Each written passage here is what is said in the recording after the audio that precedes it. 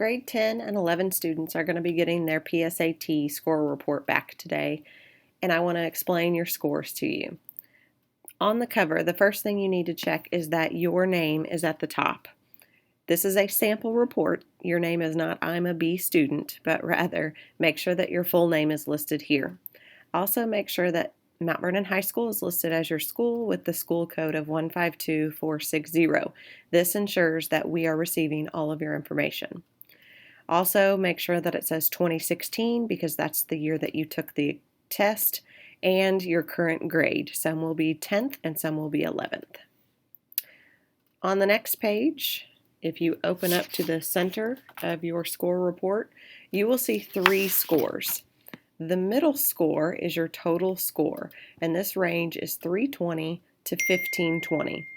Please note that the PSAT and SAT are on the exact same scale, meaning this is a true projection of how you would score on the real SAT if you were to take it at the moment that you took the PSAT in October. Inevitably, you will do better when you take that your junior or senior year because you would have had more academics under your belt. On the sides of the total score are your evidence-based reading and writing score and your math scores. Under all 3 of these, it has percentiles. These percentiles are national percentiles.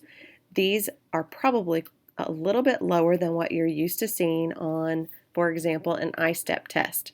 This is because the sample size for the PSAT is a national sample size.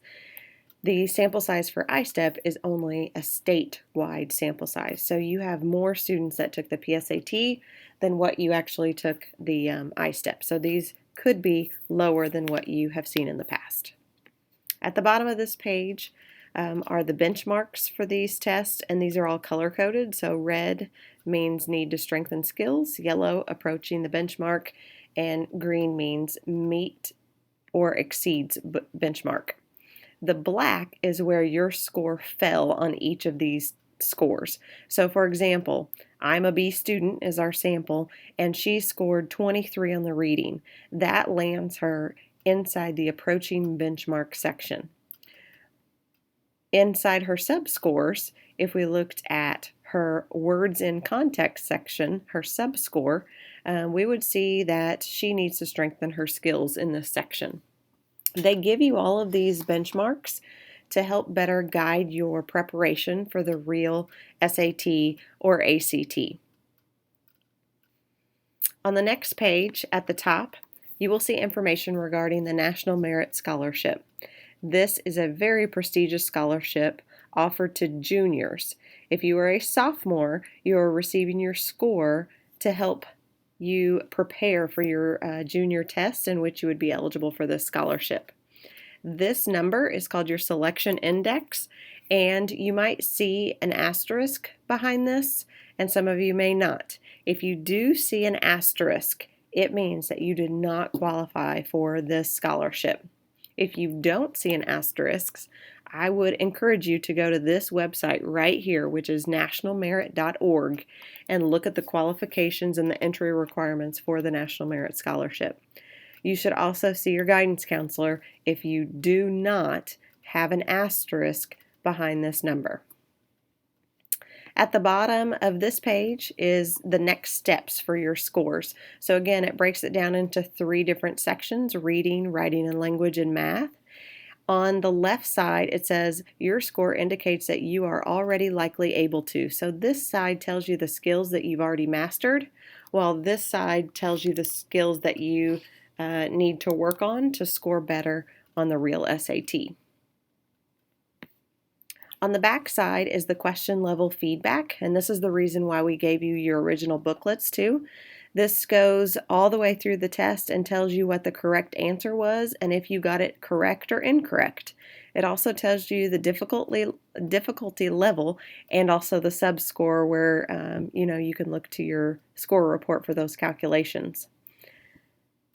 Down at the bottom of this is your access code. If you were to go to this website and put in your access code, this score report is going to be digitized to where you can click on different areas and it will take you to help websites and give you more information about your subscores, etc. The PSAT is a practice college entrance exam, and at Mount Vernon High School, we recommend that you take the ACT or SAT during the spring of your junior year or the fall of your senior year. So for juniors, we are encouraging you all to sign up for either the ACT or SAT coming up in the spring. The ACT will be offered at Mount Vernon on February 11th and April 18th. While the SAT will be offered on May 6th. You can get more information about that in the counseling office. Also, looking at these PSAT scores, these can tell you a lot about, if you're prepared to take college dual credit courses. It can also give you lots of information to help you find a college that fits you. All colleges list the SAT or ACT minimum requirements on their websites, and the PSAT score, because it's on the same scale as an SAT, is a good way to project if you could get into that school or not.